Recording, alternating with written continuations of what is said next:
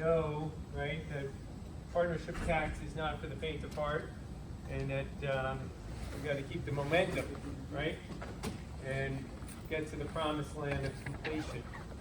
All right, so hopefully everyone on WebEx, you guys are here with us,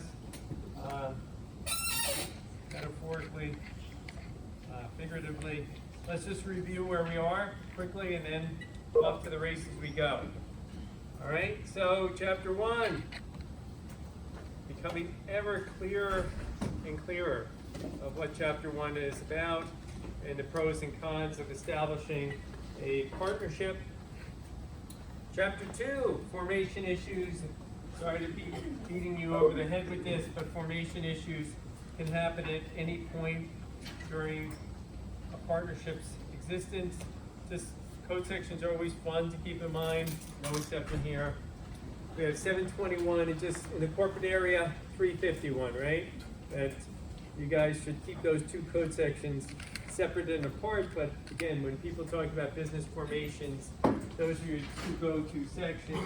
We got an introduction to liabilities right in chapter 2 because people contribute property subject to liabilities, and that's just life. We got organizational and syndication fees.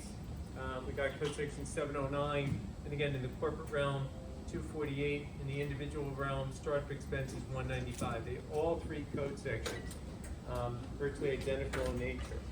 Chapter 3, operations of a partnership. Good information to know because we need to know how to adjust right now an outside tax basis, right, compared to inside tax basis. But code section 705 with outside tax basis, we talked about just having a distributive share. Limitations on partnership losses come in 4 flavors: outside basis limitations, at-risk rules, passive activity rules, and now an overall cap on losses, code section 461. Now, chapter 4. The famous chapter 4. George, you're here. Good news. Substantial economic effect, right? That you can do whatever you want essentially with allocations as long as it has substantial economic effect. Sometimes, in particular, limited partners don't want to be any deficit restoration, so the partnership agreement has a so-called qualified income offset. Also bear in mind, non-recourse deductions cannot have substantial economic effect, but that's okay because you take a deduction, I get to use it. The quid pro quo, there is, at least in this class, I don't know if that's fake news or not, but Isabel, what's the quid pro quo for having a, if you're gonna go into negative capital accounts with non-recourse financing? You're eating, Simi. You're eating too. Thank you. You're not eating. Ryan, as you're sipping, I don't want you to choke on your water, but what's the quid pro quo? We're not talking the Ukrainian situation. Deficit restoration. What's the phraseology? Oh, what's the phraseology that you're supposed to have? Aya, Devin? What do you need? Is the quid pro quo? Don't be bashful. Shout it out. It's on the tip of my tongue. Are you guys saying there is no quid pro quo? Is that what I'm hearing in the class? No. There is. I'm going to have to call in the foreign ambassador and put you under oath. And if I put you under, Ken, are you holding back on this? Minimum gain chargeback, right, Kuzma? Right. That's the quid pro quo. Do not forget.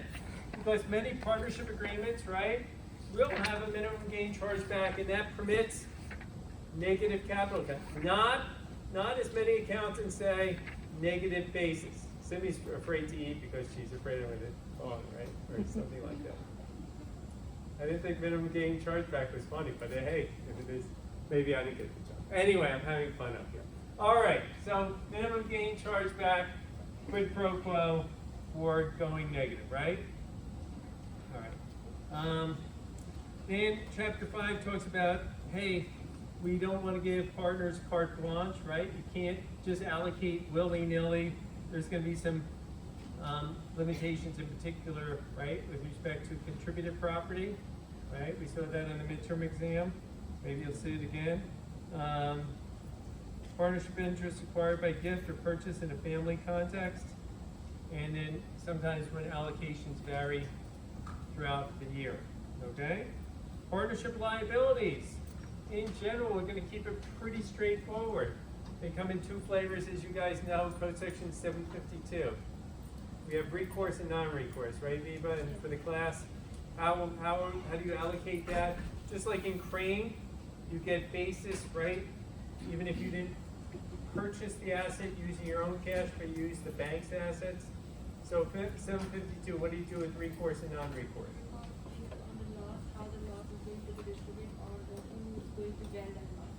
Right, recourse is a dystopia where all the assets are suddenly worth zero. Who would bear the onus of that loss? And non-recourse depends on the profit. Generally, it's a three-tiered system, but generally based on profits, right? Non-recourse, right? In terms of allocating 752 and profits interest, all right? So the authors in chapter 6 enumerate that. I think I had an email exchange. Jacqueline, you're going to be listening to us on tape. You said you couldn't make WebEx tonight. So I'm giving you a shout out there regarding chapter 7 because if you recall parenthetically, Jacqueline wanted to make sure that was on the midterm, right, Jacqueline? I'll speak for you. See, that's easy. If you're not here, I can speak for you, right? And if you recall, if you receive a profits interest, Tom, taxable or not, you perform services, you get profits interest, taxable or not? Generally not, right? Very, very narrow circumstances when it would be. Conversely, Sandra, if you get a capital interest, taxable or not? To say it loudly? Generally taxable, right? Everyone agree? Because all of a sudden you're being paid something that you could theoretically sell, right? Depending on the terms of the partnership agreement. So it represents back to your income tax days, Code Section 61, right? An accretion to your wealth. Chapter 8 deals with property transactions between partners and partnerships, okay? And things that you guys have to be aware of, because anytime you have related party transactions, there's some special code sections that are apt to play a role, and there's no exception here, all right? So there may be a limitation on losses, otherwise capital gains may become ordinary income, a whole bunch of code sections come into play. That's chapter 8, just check it out. Chapter 9, sales and exchanges between a partnership interest. It looks at the consequences to the selling partner, generally dictated, chosen by two code sections, right? What two?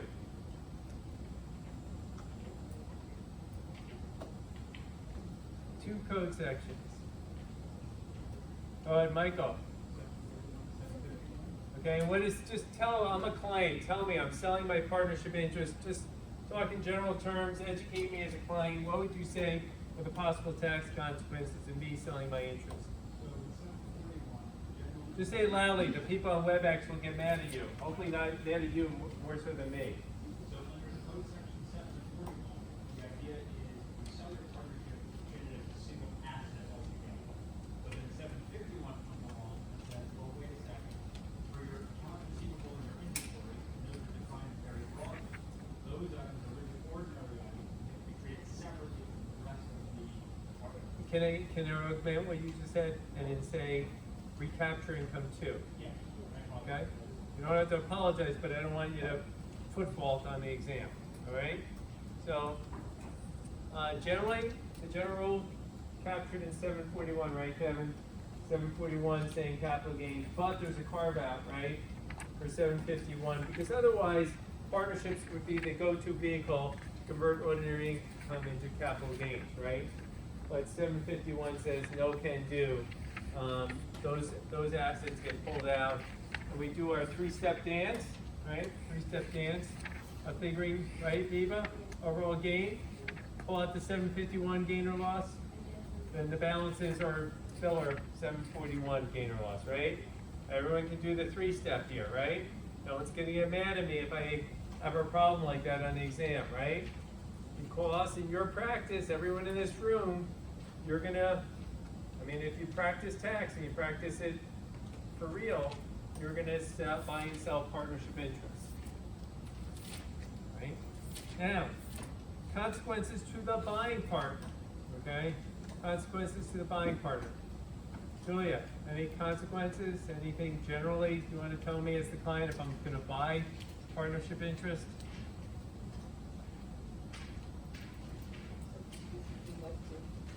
Okay, but that's an important confusion to have today, but not in a few weeks from now.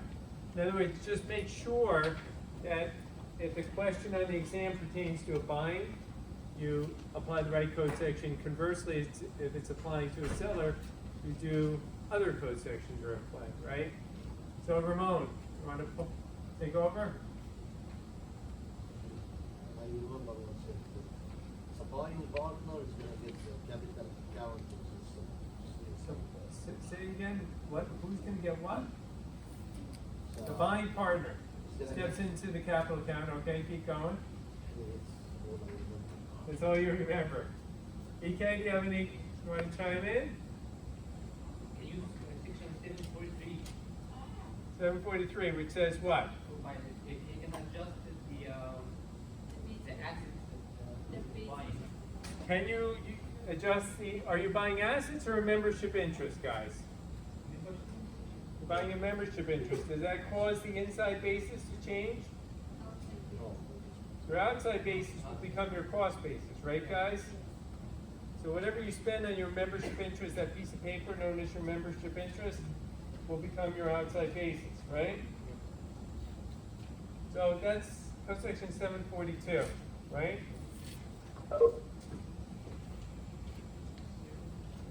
742 determines your outside basis, right? Does your inside basis change? And the answer is no, unless, David, unless, the Kuzma. If there's That's music to my ears. 754 election, right? By the way, those folks on WebEx, give your fingers some exercise. I know it's tougher. You don't want to memorialize things in case you're wrong, but you know, no one's stopping you from typing in, right, Francisco? You can type in, pop it, Leon, 754. Okay? So don't be bashful. Let your fingers get some exercise as we're having this conversation. All right? So if there's a 754 election, the inside basis, right, may be adjusted under code section 743B, right? 743B, you can get an inside basis adjustment, right? Now, as Tom was saying and others, often there is not a 754 election in place, okay? But you at least have to suggest to your client that they might consider it, because years later they might say, gee, had I known, I would have gotten a lot more in the way of write-offs or deductions, and you're at fault. I got an email today from an accountant in Michigan who's being sued. I wrote an article like 6 years ago about tax return preparation mistakes. And he wanted to know what my opinion was. He prepared returns, and the client never asked him for an extension, but they were longtime clients who always went on an extension, and they had a similar last name. Well, not a similar. He also did the parents' return, so he did the parents' extension, but somehow forgot to do their extension. When I say forgot, you can understand the office said, oh, we got the extension for one, but the office somehow didn't get the extension for the son. The son was the big income earner, and there was a late penalty of $31,000.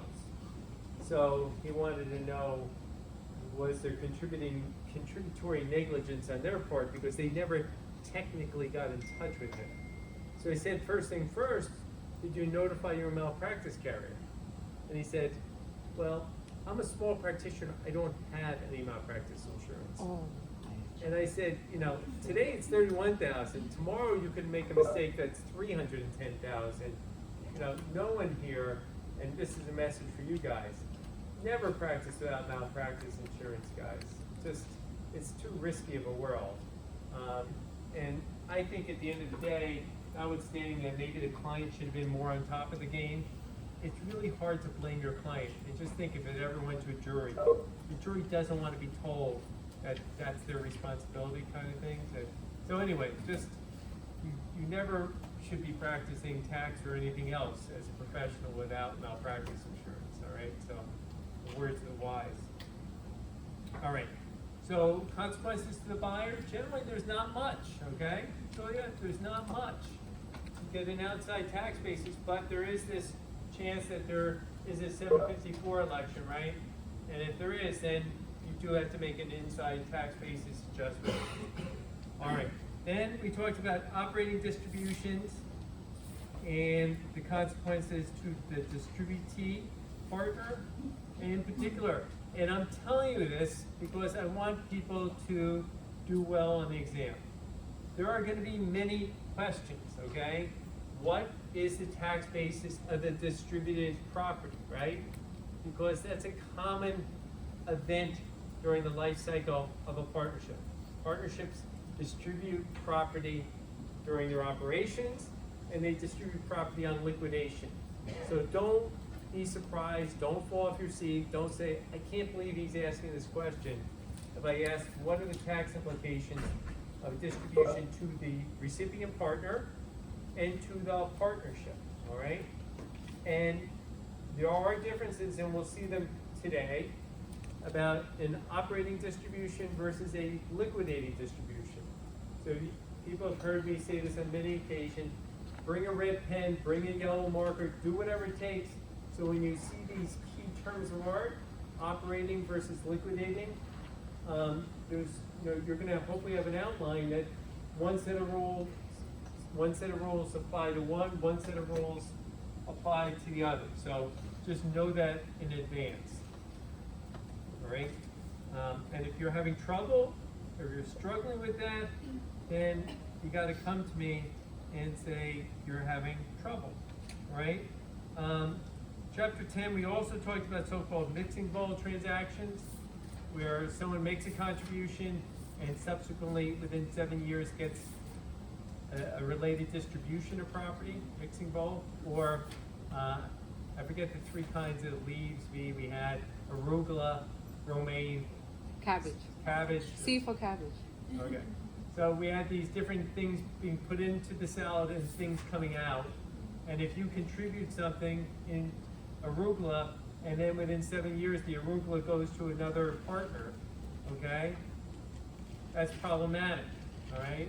And the gain or loss could be recognized to you, the contributing partner. Go ahead, V. Go ahead, V. Bob. I'm stuck on that problem because I'm trying to solve that when the partner, I contributed something and the other partner is getting my the property. I'm really confused on that part. If you can explain. I don't know, it really depends. If it's an ongoing partnership and you contribute property, and then within 7 years that contributed property ends up in someone else's hands, you will recognize the associated gains or losses with that person. Pre-contribution gain, whatever pre-contribution gain that I will recognize. Yes. How about the other partner? They won't unless they also contributed property. Okay. If they didn't contribute property, then you don't have to worry about Code Section 707. If they did contribute property, then it could be the equivalent of a disguised sale to them. So it could be a tax effect on one partner or a tax effect simultaneously on two. In the examples we went through in class, we saw both. All right? Right? And then, towards the end of the chapter, we talked about distributions which alter a partner's interest in ordinary income property. All right? Beginning on page 367. Now, bear in mind, just from a policy perspective, recall something I've said before, but boy, this really illustrates it. if Congress ever got around to making ordinary income and capital gains the same tax rate, which many of you at least, I don't know if you still subscribe to that religious doctrine that there has to be a difference between the two, I still say that our country did quite well from the years 1986 to 1990 economically. The sky did not fall when we had ordinary income tax rates and capital gains taxed at the same rate. So if anyone says that's impossible, that's just not the way it should be. The country did all right. So, and why do I say that? Because look at the complexity of Code Section 751B. And the authors go through what, let's admit, are simplified examples that you can only imagine how complex 751B is in the real world and how it can come to haunt people, because most times if you talk to most accountants, most attorneys, and most taxpayers, if you talk about a distribution to a taxpayer from a partnership, the general mantra is what? Not taxable, right? Not taxable to the recipient, not taxable to the other partners. And then you have a potential landmine here where 751B says it not only may be taxable to the partner recipient, but to the other partners. And the only saving grace here, no offense, I'm not saying this derogatorily towards the IRS, is many of the folks in the IRS, you know, that they're not picking it up either, if you know what I mean. So it goes over their head. Sometimes clients will get mad. Why will they get mad? Because you know too much. And what do I mean by you know too much? They prefer sometimes that you and this wall had the same brain power, because if you did, you wouldn't call 751B to their attention, and they'd be like, oh, it's not taxable. And from their vantage point, that's good, because, hey, it's not taxable. And if you're wrong, you'll pay all the penalties associated with it. So sometimes taxpayers, we know, search for mediocrity or less because it may play to their advantage, right? But I don't think as a practitioner that's where you want to be. You're going to a mediocre accountant because clients like you, because you serve as guarantor as to their outcomes, their preferable outcomes. All right, that brings us, in my mind, up to date where we left off. Substantive questions, guys? Anything logistical or substantive? There should be no three-step dance on after. Say again, Viva? There should be three-step dance, right? The last one. The three-step dance. We're going to see more three-step dances, but they're going to be, we said, at a different level with Code Section 351, 751, 751B. All right, we're going to take it to a new level. Anyone do anything exciting this weekend? I know we saw Michelle Obama at the Prudential Center.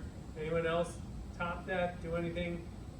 Anyone run the New York Marathon in this? Michael, did you run the marathon? Say again?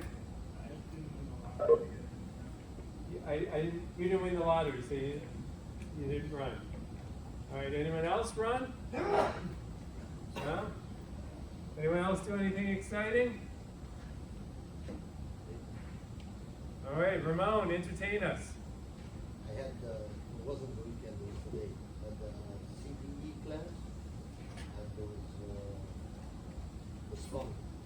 You did I continue professional education class for my CPE class. and what was it on? What was the topic? It was about ESCOM and partnership laws limitation. And we All right. talked about those four Limitations. So, Yeah. Ramon, can you speak? I didn't plant Ramon here as a shrill. Did you feel on top of your game listening to the lecturer? Yes, because we had it. So that part was fun, I guess. Feeling on top of your game. The instructor had a couple of stories that was, I would like to share one with you. Just say it loudly. Ramon has a story about a partnership loss, right? No, it wasn't it's about professional insurance. So this accountant or CPA, he was at a party, and a lady at the party asked him about a question about business valuation. All right, so picture accountants at a party, Yeah. client, stranger says something about business valuations. Yeah, and he advised her. He gave her some advice. Yeah. Uh-oh, I don't know like where this story's going. 3-4 weeks ago, he had a lawsuit, and the insurance company didn't cover it because his policy doesn't cover business evaluation. So he gave an opinion. I mean, He's not a client. I think that's hokey lawsuit, but so he gave an opinion, but I didn't. So like the advice of the instructor is like, don't answer questions at parties or anybody comes to ask you questions, just don't answer them, ask them to come to your office and learn the fact about answering questions. All right, I understand. Just listen, guys. It's Ramon's point, and I'll echo that. It's a dangerous world out there. And one thing, this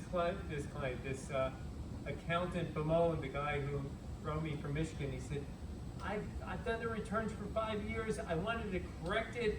I wanted to ask the IRS to abate the penalty for reasonable cause, and they wouldn't even talk to me. So just be prepared with your clients who are friends today. They think you did something wrong. You know, all of a sudden you're persona non grata. So just brace yourself for that reality. So even if you're not paid for the advice, you could get sued? You could. I think that's really awkward. It's like a doctor who says, you're not my patient, but take pills A, B, and C. So if you're acting in your professional capacity, you always have a risk that could come back to haunt you. So be circumspect. All right. Let's put, guys, we're on page 380. Just remind ourselves, because towards the end of class on a Wednesday night, you're not always sure, you know, I get it. It's been a long day, and I'm not sure what you're going to absorb or not absorb. But the whole purpose of 751B is to make sure that if you're the recipient partner, you don't get too much in the way of 751 assets, tainted assets. And conversely, if you're the remaining partners, then you too can get saddled with too much 751 assets. And the converse is true, where the recipient gets too much in the way of preferential assets or non-751 assets. So you'll see, in this case, unlike other facets of tax, there is a real symmetry here, okay? Someone's getting too much of something, 751 or capital or 1231 assets, and conversely, someone's getting too little identically. The numerical numbers are going to be the same, okay? Whatever someone's getting too much of, the other person's getting too little of. If you're getting too little of something, the other person's getting an exact amount too much of it, okay?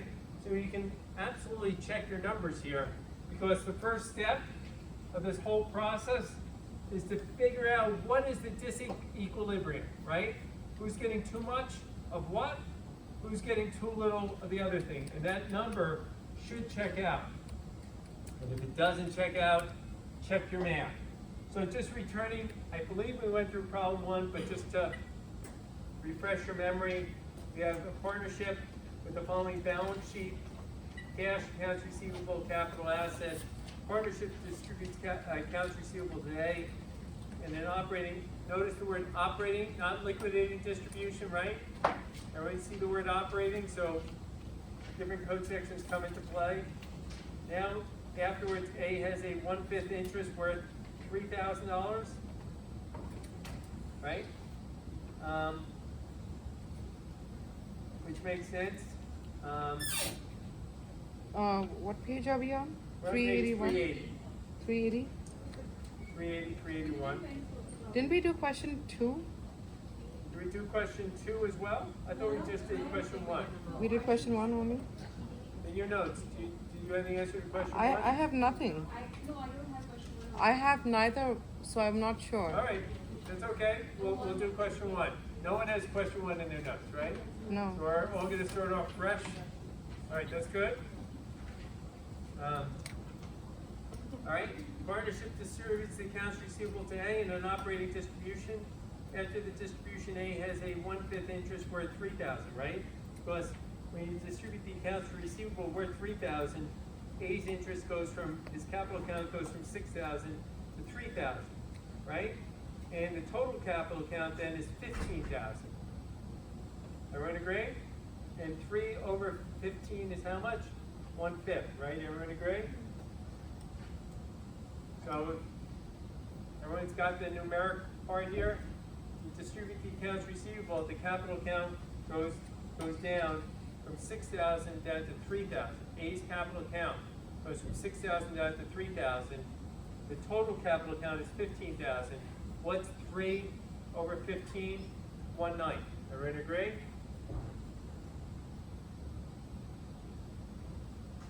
All right. So, just coming in, we're on page 380. Okay? So, look at this. What's going on here? Who's getting too much? Who's getting too little?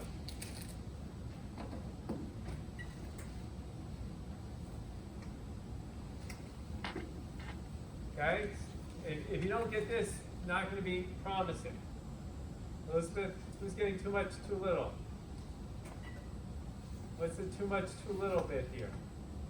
Isabel? Who's getting too much, too little? No? You guys know?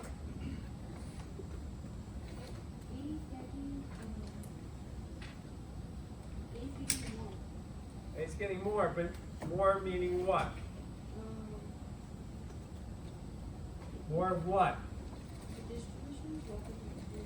Well, he's getting, but we gotta isolate what A's getting too much of. Operating income. Account receivable. He's getting too much accounts receivable. Oh, okay. Okay? We've said it. We got that off our chest. Like you have an argument with your spouse, you get it off your chest. You got it off your chest, right? All right. Now, having said that, how much did you get off your chest? How much? Is that the disproportionate? How much did we get too much of? Is all 3,000 too much? Piece, right, Ramon? 2. 2,000. Because how much was A entitled to before? 1,000. 1,000, 1/3 of that. Okay, everyone agree? 1,000. And now he's getting 3,000. He's getting 2,000 too much. What does that mean? Is he getting shortchanged of the 741 assets? You know the answer to this. Oh yes. He's getting, in other words, right guys, we got to get symmetry here, right? So if he's getting too much of the 751 assets, he's getting too little of the other assets, the 741 assets. Can you prove that to me? What did he have before? What did he have before, guys? In the way of non-751 assets.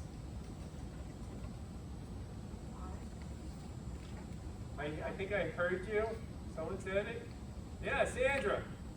Are you saying 5 or just give me 5 fingers? No, I'm saying 5. You're saying both.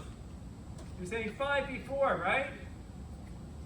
You had an interest in 5, right? 1/3 of the cash and capital asset. Agreed? What interest does he have now?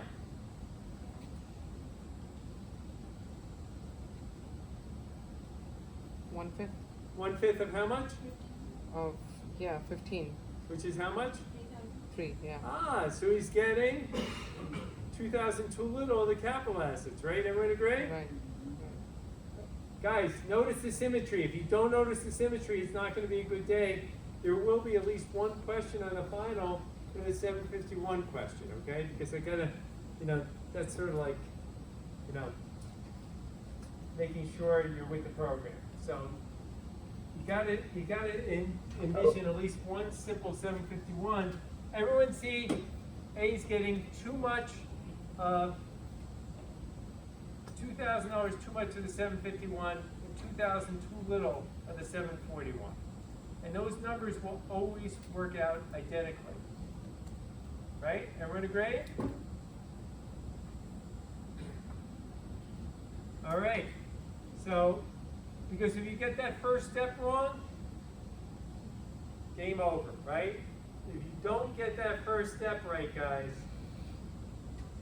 you go through this whole analysis and every part will be wrong. Professor, can you tell me again about the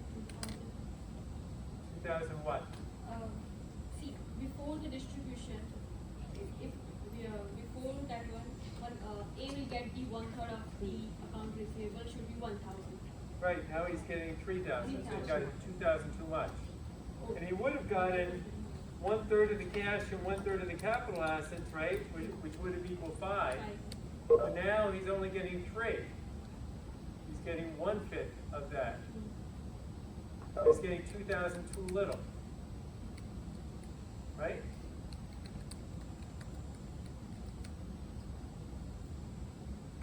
All right? So you guys have been, what do we do? Well, we're going to do our 3-step dance here, right, in problem 1. And the first step of the dance is what? Computation of 750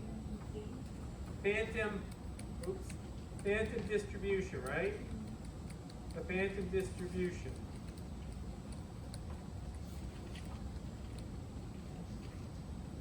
PD, phantom distribution. So we're going to give taxpayer A assets he doesn't want, right? We're going to give him assets he doesn't want. Now, I'm going to give you for your notes a regulation that says if the partnership agreement doesn't pick which assets of the cash and accounts receivable, you get a pro rata amount. What's my authority? 751-1G, example 4. I'll repeat. Regulation 151-1G, example 4. Okay?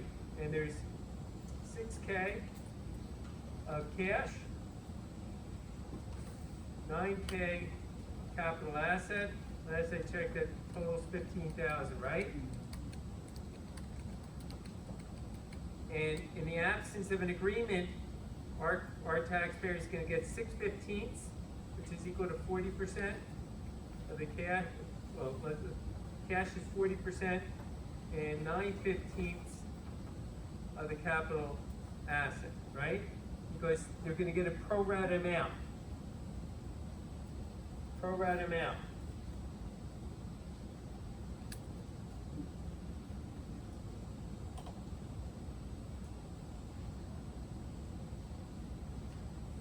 So, how much are we going to give in this phantom distribution, guys? $2,000. Everyone agree? $2,000. This is six. I should put this is 60%.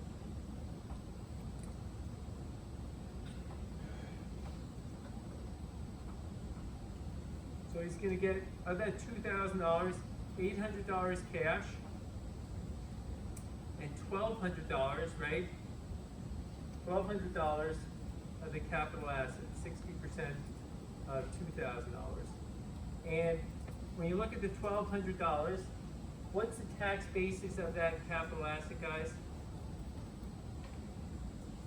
Take a look at your book. The capital asset has a basis of 3,000, fair market value of 9,000. Everyone So see it's that? 400. So it's going to be a $400 adjusted basis, right? Or 1/3, right? So the fair market value is $1,200. The adjusted basis is 1/3 of that, or 400. How do I know that?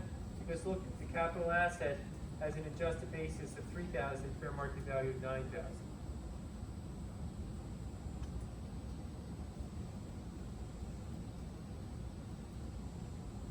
So we're going to give taxpayer A $800 cash and capital asset with a fair market value of $1,200, tax basis of $800. So after the phantom distribution,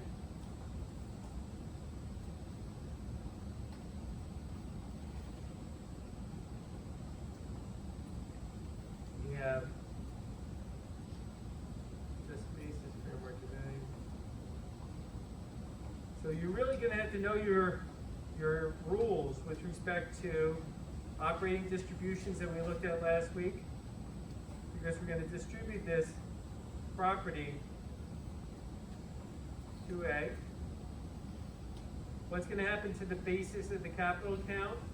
The capital asset is gonna go down, right? And, I just blew it, I meant.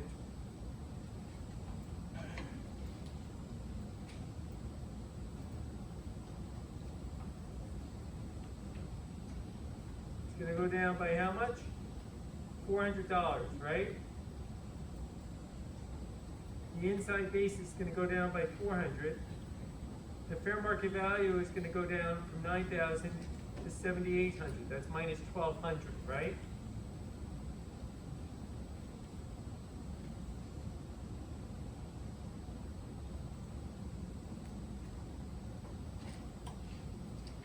And A, B, and C. How much is A's outside basis gonna go down by? Gonna go down by $1,200, right? $800 of cash, plus the $400, right, of the adjusted basis in the capital account. So as adjusted basis goes to 1,800.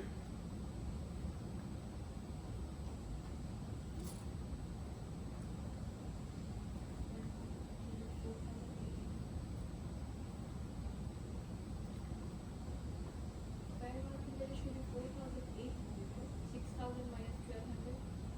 No, the fair market goes down by $2,000. He's getting, at his capital, he's getting $2,000 worth of assets. Oh, cash in.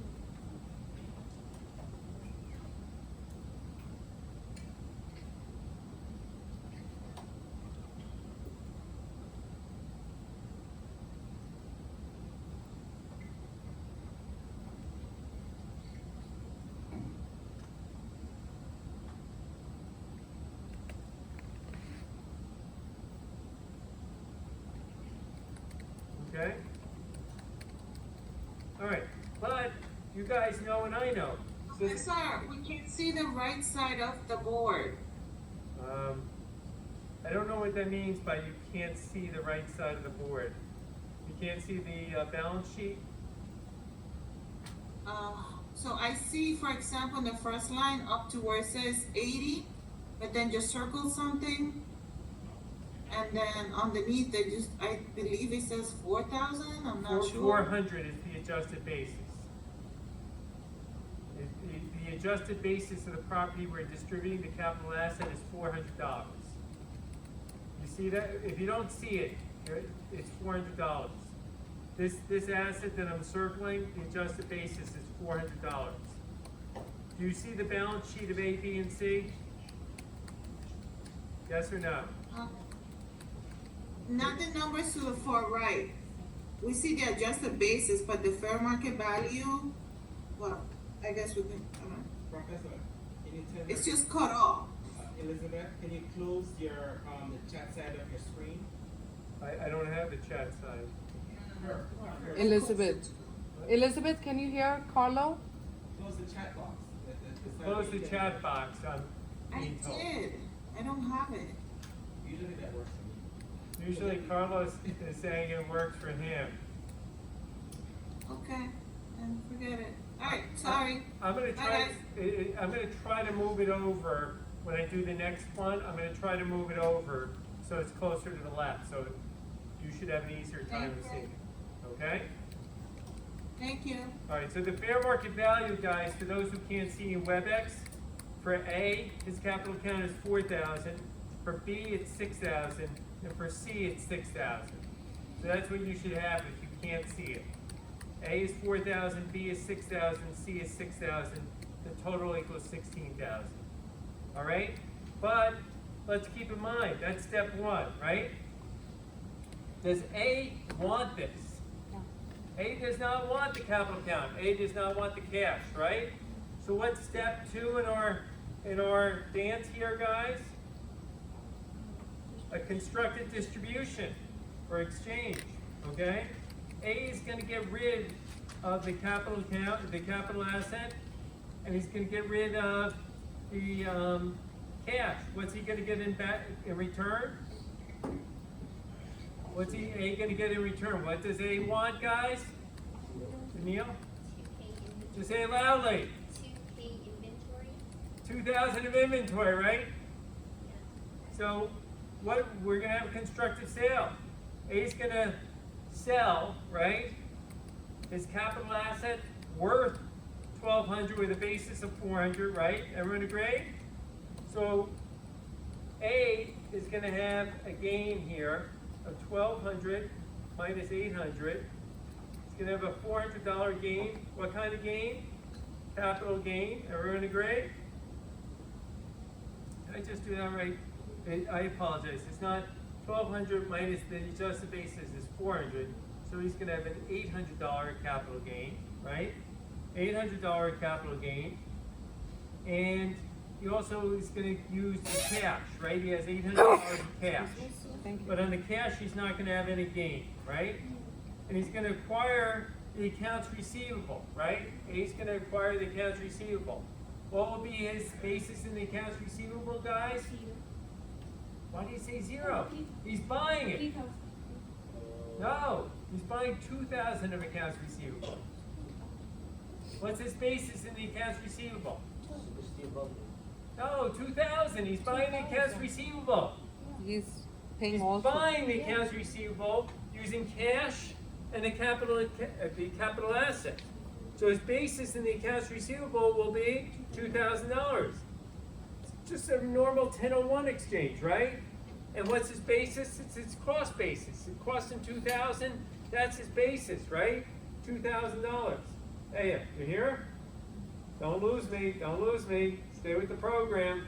$2,000. I know everyone, it's been a long day of work, but you got to focus, okay? $2,000 is going to be his basis in the accounts receivable.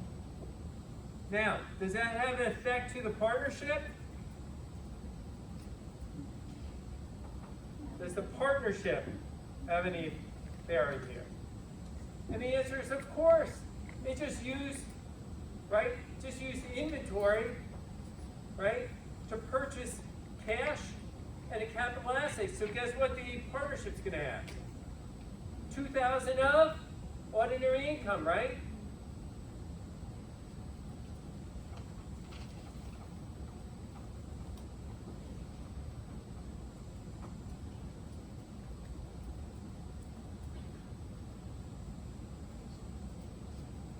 $2,000 of what? And that's the whole purpose of 751B. Forcing people to have gains, right, on property that they might not otherwise get. So what ends up happening is B and C, the remaining partners, what happens to their tax basis as a result of the partnership recognizing this gain, and they're going to be tagged with that gain? What happens to their outside basis, guys? Goes up, right? Code section 705, right? If the partnership has income, their outside basis goes up. So, once again, and I'm going to try to pull this to the left. Hopefully these people on WebEx can see it.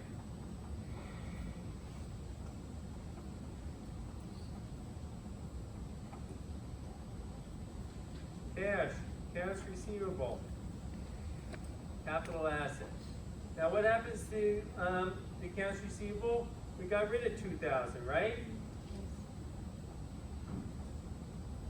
The cash, back up. And the capital asset, right? What happened? We bought 38, goes up by 1,200 because that's what we bought it, right? The partnership bought it. And again, hopefully the folks on WebEx can see this. Elizabeth, now it's going to be time for you to chime in. Hopefully you can see this.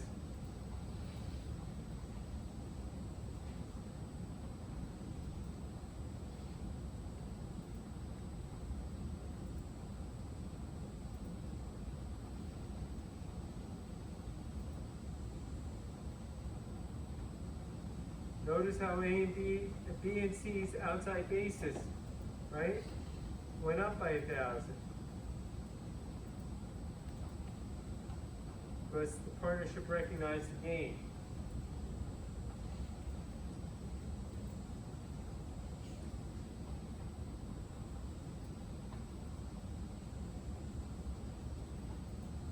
Elizabeth, can you see it?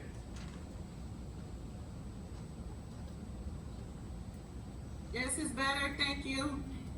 All right. See it now. You understand it now. All right, so notice the constructed distribution. On the constructed distribution, A is selling assets A never wanted, recognizing a gain. The partnership is selling assets that A did want, right?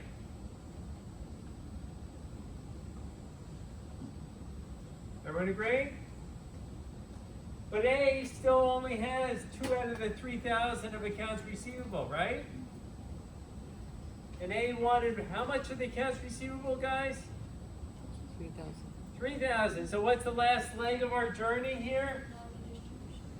We have a normal section 731 distribution. So step 1 is the phantom distribution. Step 2 is the constructive sale. I should have constructive sale. Constructive sale. And then the third leg is 731 distribution.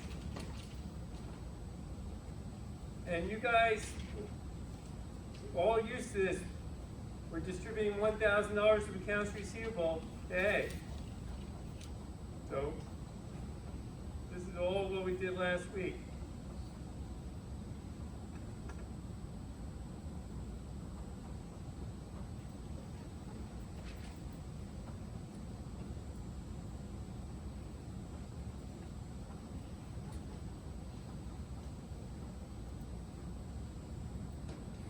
If you distribute $1,000 of accounts receivable to A, right? What's going to happen? Say it loud. It's louder. The accounts receivable is going to disappear, right? So we're going to still have cash of 6,000, and our capital asset is going to stay the same.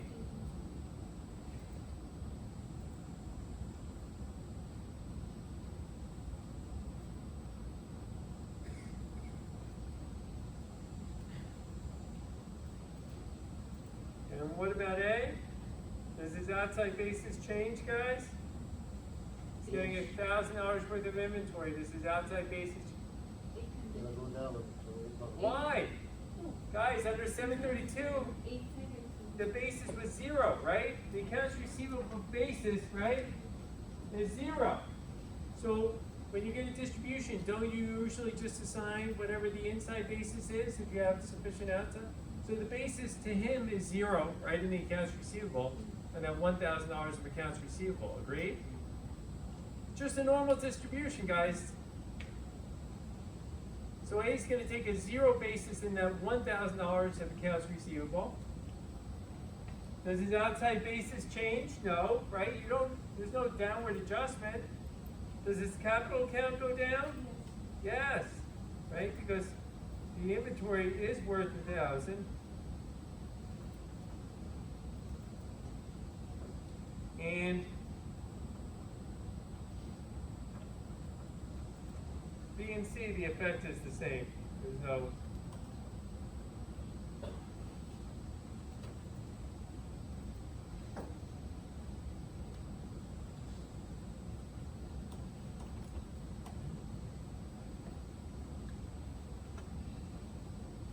How much basis does A have in his accounts receivable now? 0. Oh, all together. Is $3,000 worth of accounts receivable. What? 2,000, right? Because he bought 2,000 as a result of the constructive sale, right? So his basis in the accounts receivable is 2,000. Agreed? Sandra. I'm gonna take this back to the beginning, but on the top right, so the 800 and the 1,200 fair market value, the 2,000, I think getting 200 multiplied by 40. All right. Sandra, you're gonna have to maybe even stand up. Go ahead. Say it again. So all the way on top, the top right, Right. you have the 800, the Right. 200 He's fair getting market value. $800 for the cash. Yeah. He's getting 1,200 of the capital asset. Which is the 2,000 that he's getting too much of. Right. Am I understanding that? Okay. And the Well, he's gonna ultimately get 2,000 too much of the accounts receivable, but now we're giving him what he doesn't want. Okay, and the 400 adjusted basis we calculated how is that? That's 1/3 of the, if you look, to the partnership, originally in the balance sheet, it has a fair market value of 9,000, the capital asset, and the adjusted basis of 3,000, it's 1/3. Okay. That's where we got that number from. Other questions?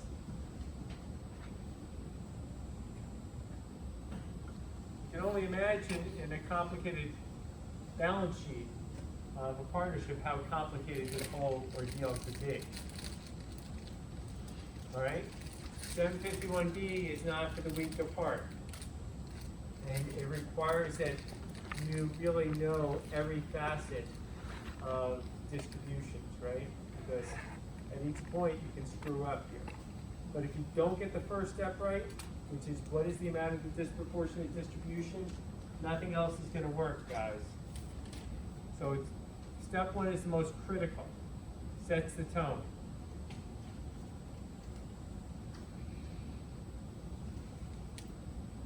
Question B says that the distribution results in an increase in the partnership inside basis. How should that increase be allocated? And if you recall, the inside basis is increased by $800, and that increase should be allocated essentially to B and C because they were taxed on the sale of the accounts receivable. Okay? So just to call that to your attention that the inside basis here ultimately was increased from 9,000 to 9,800. B and C should be the benefactors of that. And they should have subsequently a larger, I should put a smaller gain or a larger loss depending on what subsequently happens. The inside basis went from 9,000 to 9,800, right? So that $800 should really benefit B and C. Let's look at question 2. The ABC partnership has the following balance sheet, which is the same as the second hypothetical discussed in the text. Okay? It's got cash, it's got inventory, it's got land. Okay? Initially, each partner has a 1/3 interest in the partnership profits and capitals and losses. Partnership distributes cash for $27,000 to A, who then has a 1/9 interest in the partnership. A's interest is worth $9,000 after the distribution. What results A, B, and C in the partnership is the result of the distribution to A. All right? Now, before we begin, take 1 minute, everyone in this room, come up with our yin and yang. Too much, too little.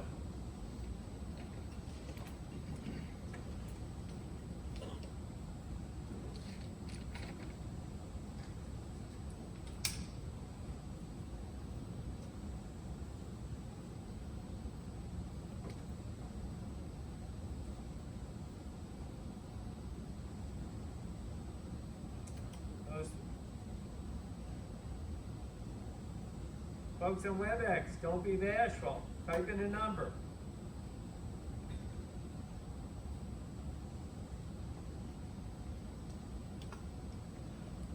Anyone typing in a number on WebEx?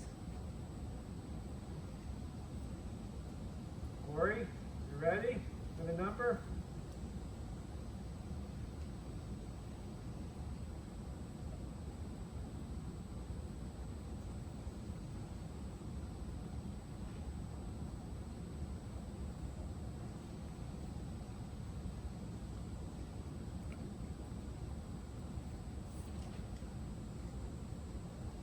Jackie is joining. Leon, you're there too? Michael, Omri, Peter, anyone got a number?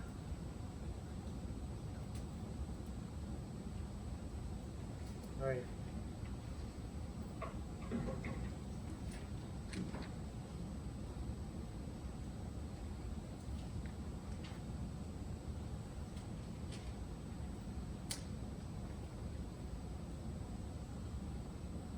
All right, disproportionate amount.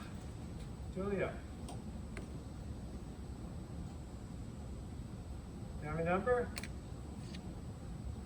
Trent, number? Let's say it loudly. How much? 18? All right, let's see if other people. Ankit, number? Chisholm, you got a number?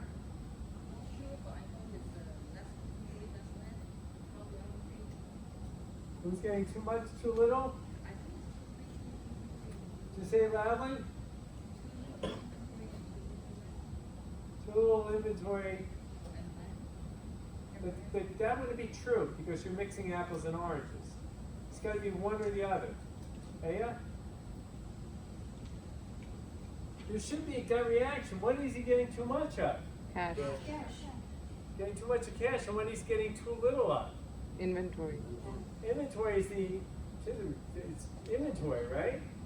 Inventory is the 751 asset. How much too much is he getting? 15K too much. Why 15K? Well, He's getting doesn't too much cash of 15,000?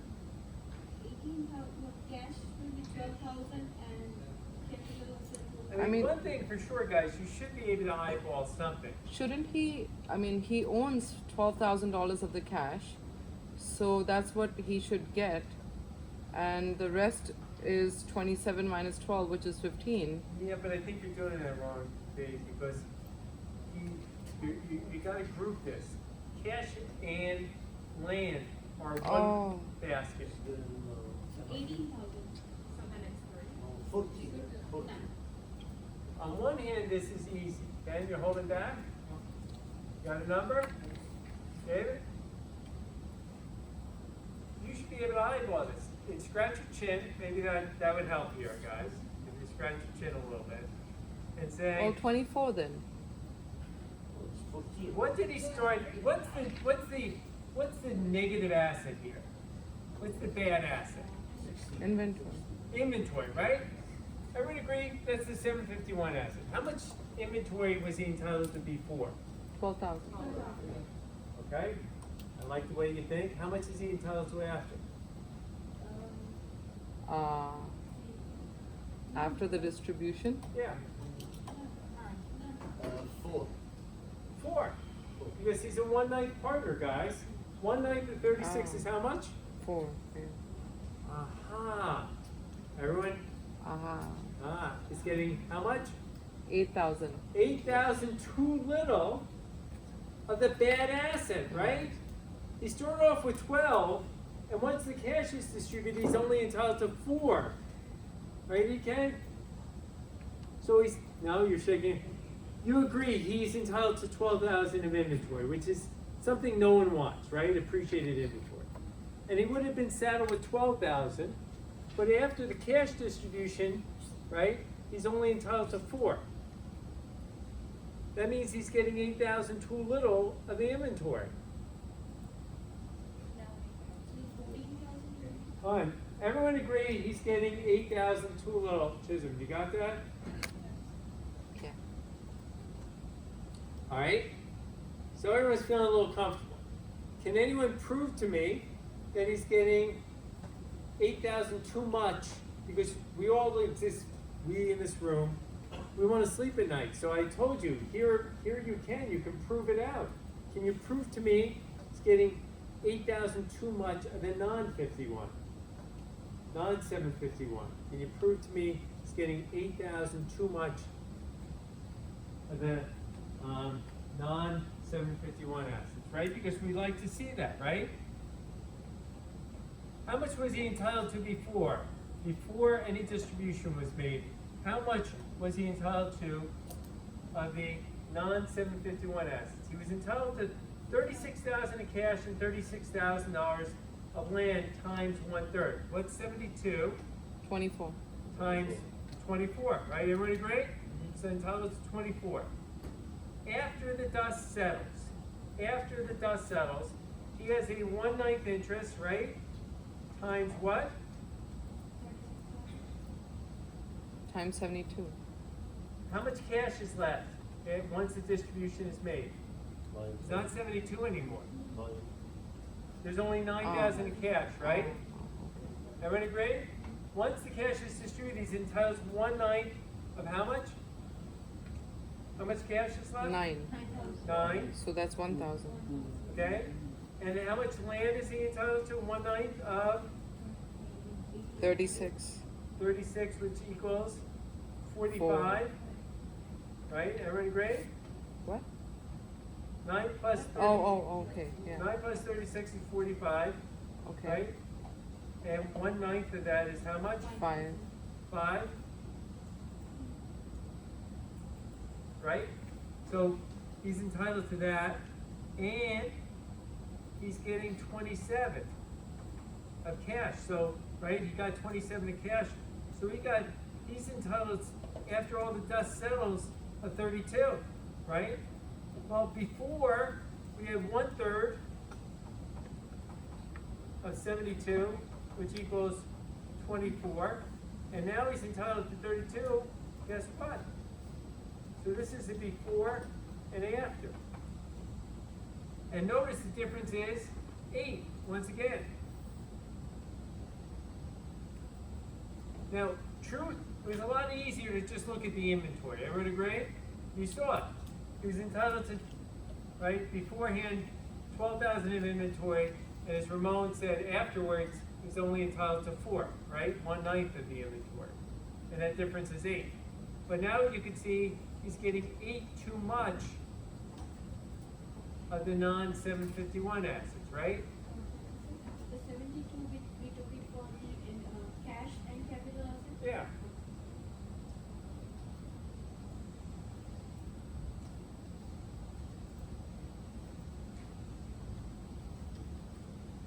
So he's getting 8 too much.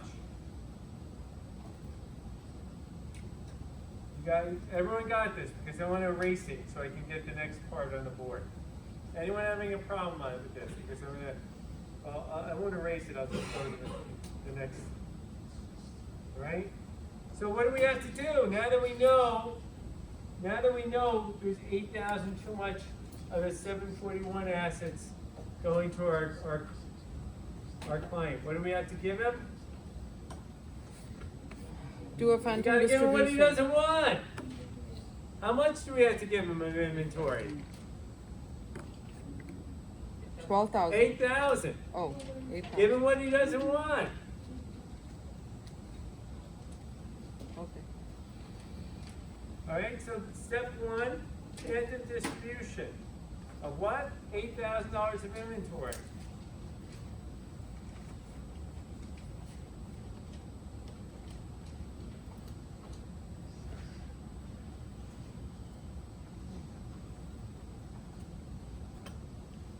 Cash, inventory, land.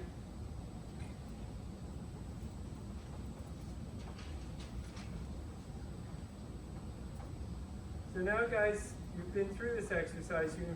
Again, this is why I test you on your skills from last week. We're going to give him $8,000 worth of inventory. So cash is going to remain the same. Inventory is going to drop by 8,000.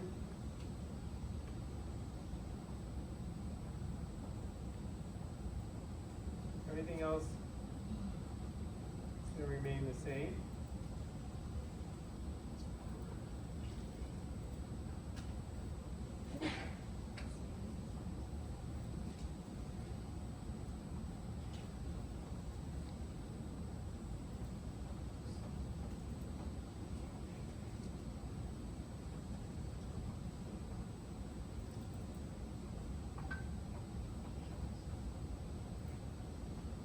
Right, his capital account's going to drop by 8,000, right?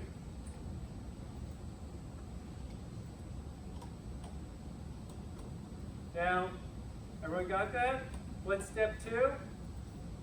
Constructive sale. Say again? Constructive sale, right? And what's going to be sold? Say loudly, what's going to be sold here, guys? Cash. He's going to sell the inventory in return for cash, right? Everyone agree? He wants the cash, They want the inventory back. So what happens today? Any gain or loss today? Okay, guys, any gain or loss today? 8,000. There's 8,000 of ordinary income, right?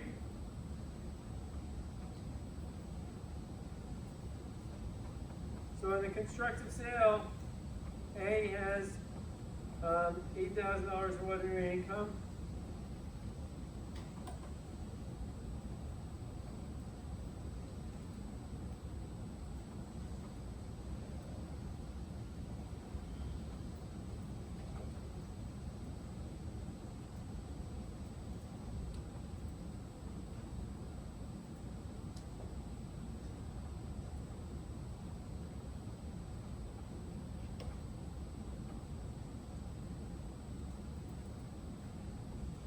So notice how cash dropped by 8,000 bucks.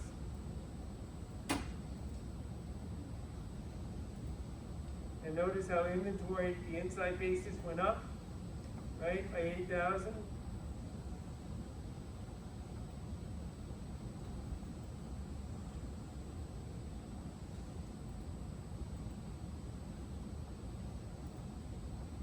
So only here, A, 8,000 ordinary income. 8,000 ordinary income.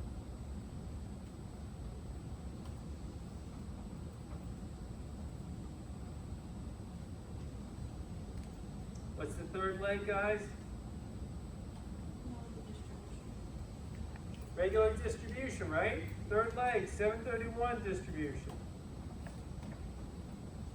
What are we distributing here? Cash. Cash of how much? 8,000. Why 8? We already took care of 8. So 19. 19, right? Everyone agree? The third leg is distributing today 19,000.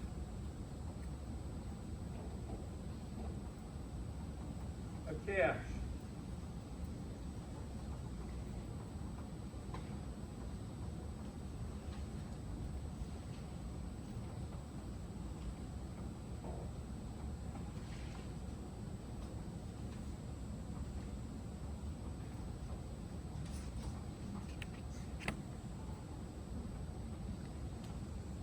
What happens to A's basis of 18 if you get 19,000 of cash?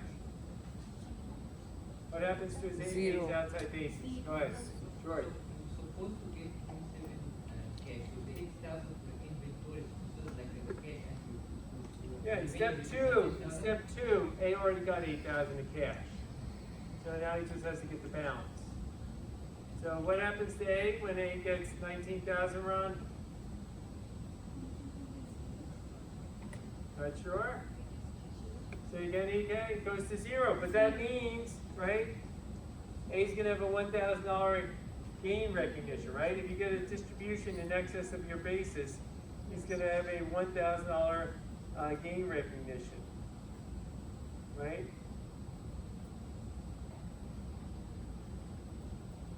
It'll be a capital gain.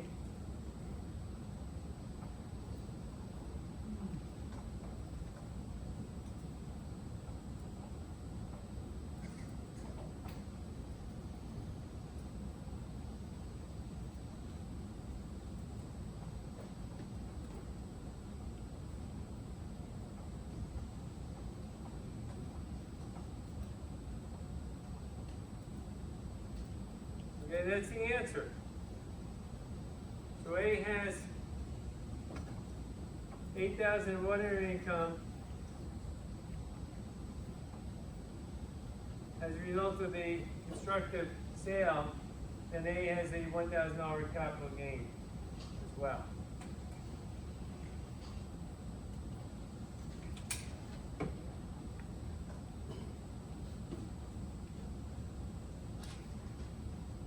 Notice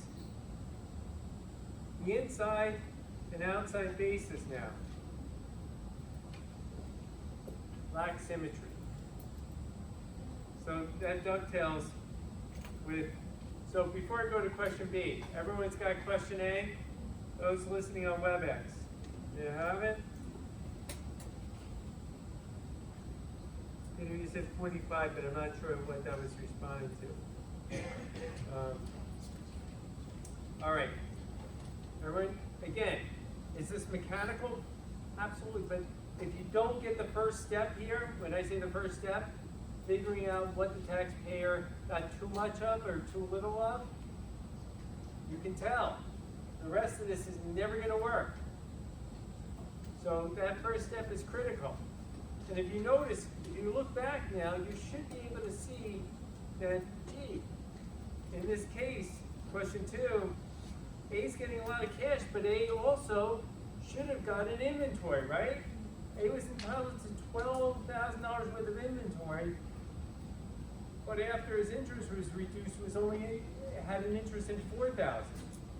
Something is wrong. That's what 751B is all about.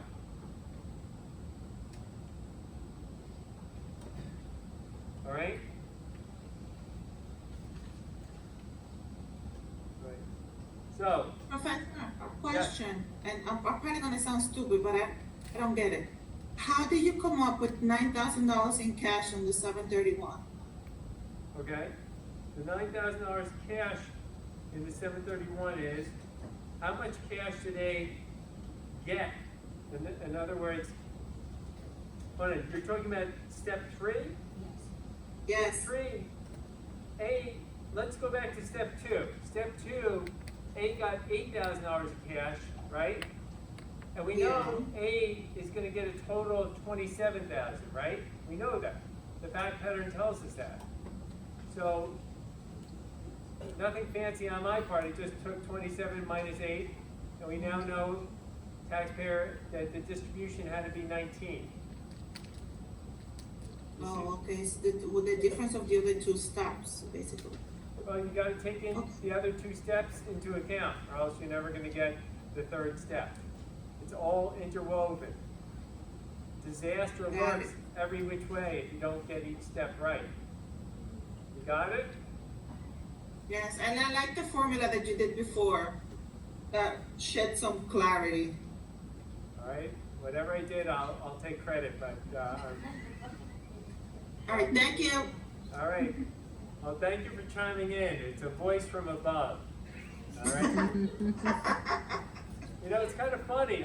I think I can hear. I don't think the people, at least now that you're speaking, notice the crispness. You come across loud and vibrant, and some of the people in this room are soft-spoken, and I'm not sure if people on WebEx can hear some of the people here. So I'm in a conference room that has a really good sound system, so that might be helping. don't say that. I want you to speak loud, giving away your secrets. All right. Okay. All right. Question 2B. What difference in result in A if the partnership had made a 754 election? And what 754, I just call to your attention, is we would have a 734B adjustment, 734B1A, okay? 734B1A would say, hey, as a result of A, recognize the $1,000 of capital gain, what would happen here, and not a surprise, that the tax basis here of the land, which is the capital asset, would go up by 1,000, so there would be symmetry here, okay?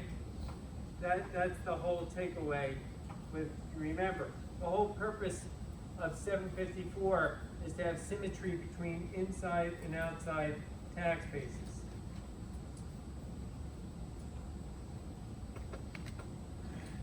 And that extra 1,000 would be allocated to all the remaining partners.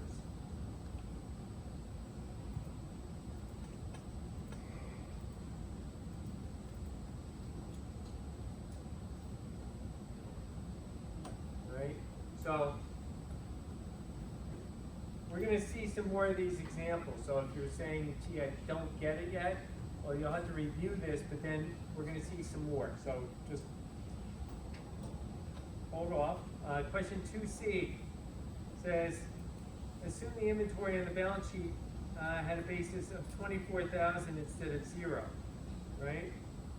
Could the partners have avoided the application of 751B by using the cash to purchase another $36,000 worth of inventory And what the author's point here is, remember, for 751 to apply, the inventory has to be substantially appreciated, meaning it has to be in excess of 20% of its basis. So could you buy additional inventory to avoid Code Section 751B? And when I studied partnership tax, you could, but Congress put in a rule, 751B3, capital letter B, okay? See, if you buy the inventory, your adjusted basis would be 60, and the fair market value would be 72. So it would not be in excess of 20, right? 20% of the adjusted basis is 12, and this would be exactly 120%, but it's got to be in excess of 120%. So in theory, you could navigate around 751B by purchasing more inventory, but this code section Congress introduced about 10 years ago, 751B3, capital letter B, says the purchase of inventory purposely to avoid 751B does not work. I'll repeat, the purchase of inventory purposefully to circumvent the application of 751B does not work.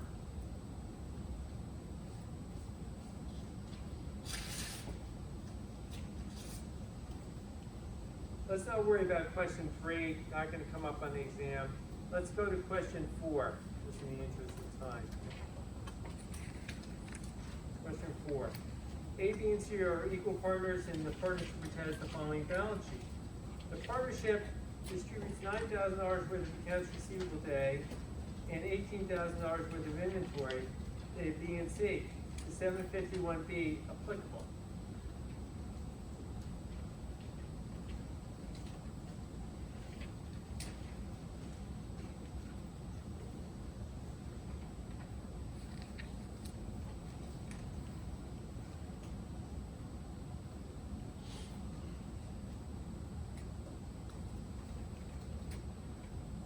Remember, 751 includes both accounts receivable and inventory. So accounts receivable is considered a 751 asset.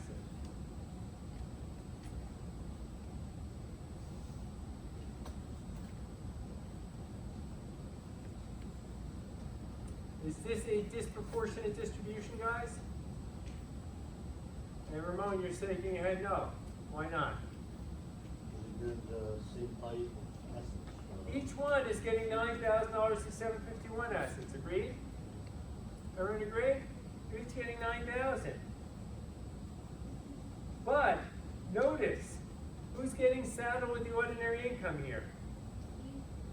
A, right? Wouldn't A be the one saddled? So what is the author's point here? The author's point is, in problem 4, is to illustrate how fundamentally flawed 751B is, because taxpayers or partners could play games in the right circumstance by making a proportionate distribution.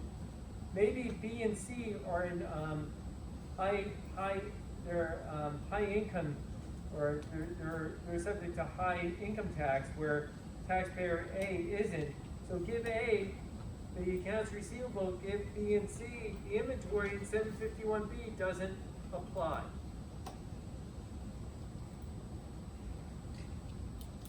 So in this question, you know, it really does not, 751B, it prevents assignments of income between classes, but not within the same class. So notice the games that you could play within classes of income. Notice, by the way, throughout this entire chapter until this last segment, if I pointed out to you, all the problems we did were all pro rata. Everything was pro rata. If you recall, I called that to your attention. This is the only segment in the chapter where it's not pro rata.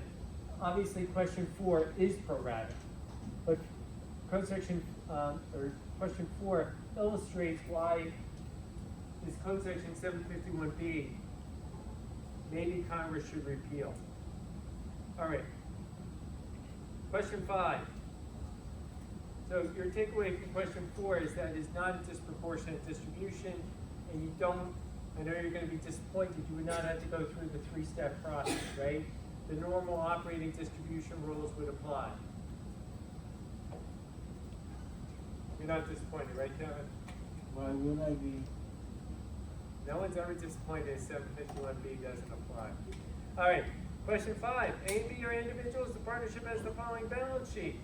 Partners distributes all cash to A, who thereafter owns 1/4 interest. A is in the 15% tax bracket. B is in a much higher tax bracket. How would you structure the transaction? Right. So,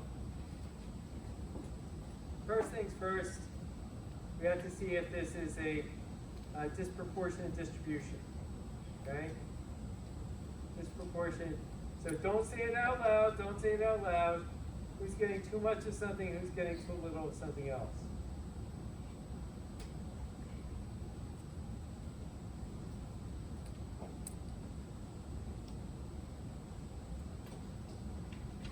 Come up with a number.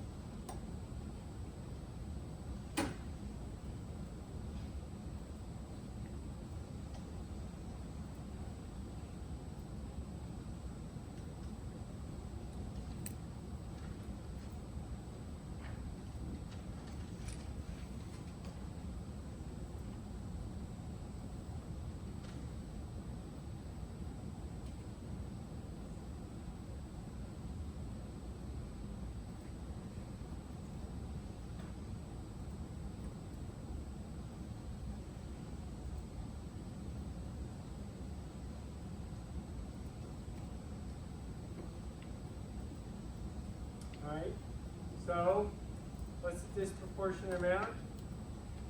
2. Everyone agree? Anyone disagree? Alright, Ramon, how did you get that? You're supposed to get only 50% of the cash, so You're supposed to get 50% of the cash or 2,000, right? Get 4, so. And you got 4, so you got 4,000, you got 2,000 too much of the cash. Everyone agree? Yeah. And conversely, you're supposed to get 1/2 of the 751 assets, the accounts receivable and the inventory. 1/2 of 8,000 is how much? 4, 4. But now, what's his interest? 1/4, so 8, so it's 2,000. Right. Now he only has an interest in 2,000. So he gained 2,000 too little, right? For the accounts receivable and inventory. Everyone agree? So we checked ourselves. Everyone checked yourself? 2,000 too much cash, 2,000 too little of the accounts receivable and inventory. Agreed? Now, if you recall, the regulations give flexibility here. What do I mean by the flexibility? In the absence of the partnership agreeing, how much, what do we have to give A that A doesn't want? Say again? A doesn't want what? The receivables and inventory, right? And in the absence of an agreement, if the partners can't agree, what do the regulations say that the authors cite you to there? In the absence of an agreement, it's pro rata, right? That A is supposed to get 1,000 of the accounts receivable and 1,000 of the inventory. Agreed? That's what the regulations say. The partners can't agree between or among themselves. You get a pro rata amount, and they're of equal value. And A would get $1,000 of the accounts receivable and $1,000 of the inventory. And what happens is that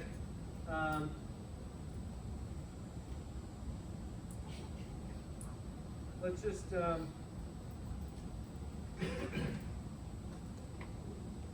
without going into, let me just see if I can verbally say this, and then let's see if you get lost or not. What's going to happen? I mean, remember, A is in a lower tax bracket, B is a much higher tax bracket, right? So A is going to get a phantom distribution, pro rata the inventory and the accounts receivable, and then he's going to sell it back, right? He's going to get $1,000 of the accounts receivable, $1,000 of the inventory.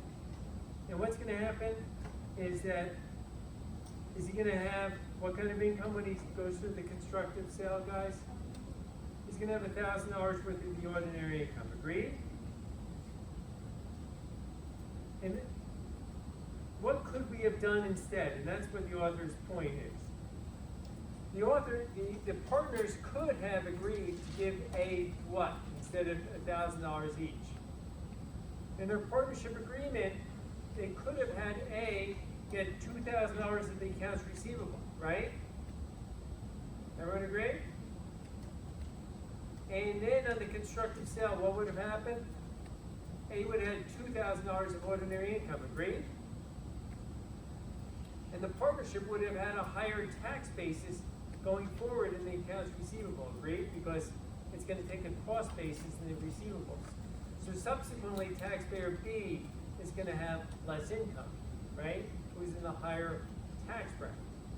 So the author's point of problem 5, without delving too deep for our purposes, and you're not going to see this on the exam. I hope you can get through a normal 751 question. I'm not going to get into something this deep. But the author's point is, you have the liberty to giving the partner who doesn't want these assets, the partnership can agree which assets to give him that he's going to sell back. And in this case, taxpayer A or taxpayer B could be put at a tax advantage or disadvantage. And the authors are raising this point, and maybe Ramon, this gets to the issue of malpractice. Can you represent both A and B? Because they might have conflicting interests here. So you just have, the message of question 5 is to be careful. My takeaway for question 5 for the moment is just that you can identify numerically what is the disproportionate distribution, okay? If you can do that, I'm okay. So question 1 and 2 are good questions. Why are questions 1 and 2 good? Because it illustrates the 3-step process, right? For exam purposes, we would assume it's pro rata. In other words, if just like question 1, if you recall question 1, it was a pro rata distribution to the taxpayer. In question 2, that issue was moved because there was only one asset being distributed to the taxpayer. So I care for exam purposes about question 1 and question 2. Question 5 is just to illustrate. Question 4 just indicates the flaw of code section 751B. Any questions? Any questions? All right, so let's just take a step back and then we'll look at chapter 11. Just take one, before we move on, just take a quick look at chapter 10 one more time, and before we move to chapter 11. Chapter 10 is entitled Operating Distributions, right? And beginning on page 341, it talks about the consequences to the recipient part, and talks about the fact that generally it's a non-recognition. Generally non-recognition. Except, for example, if you get distributions of cash in excess of basis. Page 343, coupled with my outline, gives detailed rules of what the tax basis is in the property that's being distributed, okay? Anticipate, I will ask similar questions. What is the tax basis of property which is being distributed? Page 352 just talks about what happens on the distributed property if it's sold. Well, just like Code Section 724 talks about the character of contributed property, now we're having 735 talk about the character of the income of distributed property. Beginning on page 355, very typical in the textbook. Just like corporate tax, what are the effects of the corporation? What are the effects of the shareholders? Well, similarly, now we're going to look at the effects through the distributing partnership. Generally, there are none. Right, EK? Generally none. Except if there's a 754 election. If there's a 754 election, there may be a 734B adjustment. Beginning on page 361, there's two code sections the authors talk about. Why, in this context, these are possibilities for abuse. What's the abuse? Contributed property leaving the partnership, or someone making a contribution and in return getting some sort of related distribution. So just be on the lookout. If you see or hear of contributed property leaving the partnership, or someone making a contribution and soon thereafter getting a distribution, problematic. On page 367, notice the title of what we've been looking at tonight. Distributions which alter a partner's interest in ordinary income property. Congress is concerned. Partnerships afford taxpayers the ability to stuff a partner with ordinary income, or alternatively, to stuff a partner with potential capital gains. It's a two-way street. Either way, it could be abusive. Code Section 751B is to stop that from happening. It only applies, and just for your notes, it only applies to disproportionate distributions. Everything before this in this chapter, every question there was a proportionate distribution. Why? The authors didn't want you to get bogged down with 751B.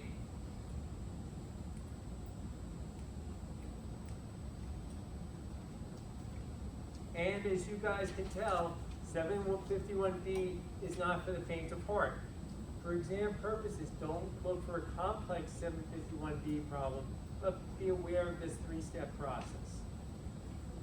When we return from the break, Chapter 11 deals with liquidating distributions, and the rules are, good news is, in my opinion, many of the rules are very, very similar to what we've been looking at tonight. But there are some variations that you should be aware of. So I just want you to know that it should be, if you're feeling, you're really not 100% comfortable, that's okay, because by the time we get through Chapter 11, you're going to have, in my opinion, a fair amount of reinforcement. So let's do this. Let's take our 8 or 9 minute break, come back, and we'll pick up where we left off. Okay, guys? Get your caffeine.